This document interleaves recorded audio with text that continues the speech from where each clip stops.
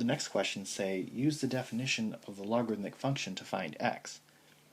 So what that means is we can transform these into their equivalent exponential forms, and that should be able to help us figure out what x is. So if I transform this into its equivalent exponential form, 4 raised to the 3 is equal to x, I can figure out what 4 to the 3 is. It's 64.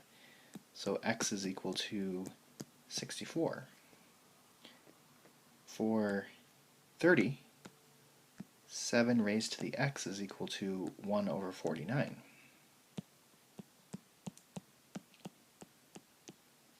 Now, figuring out what x is on this one is a little bit tougher.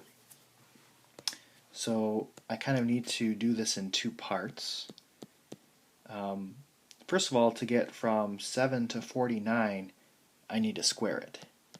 So I know I'm going to have a 2 here. But not only do I want to square it, but I want to move it to the denominator. So to move something to the denominator, you need to have a negative exponent. And negative 2 would be your final answer. So they do like to review or ask questions that ask you to really think about all of your exponential rules, or all of your rules of exponents. For 31, it's going to be, if we transform it, 9 raised to x is equal to 3.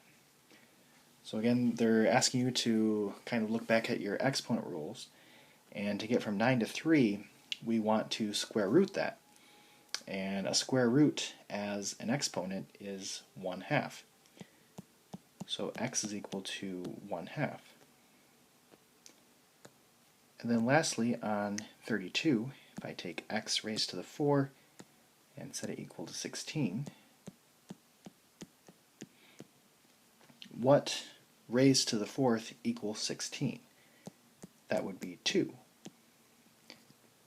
So there's all kinds of locations that the x could be. It could be over here, it could be in the exponent like these two, or it could be the base.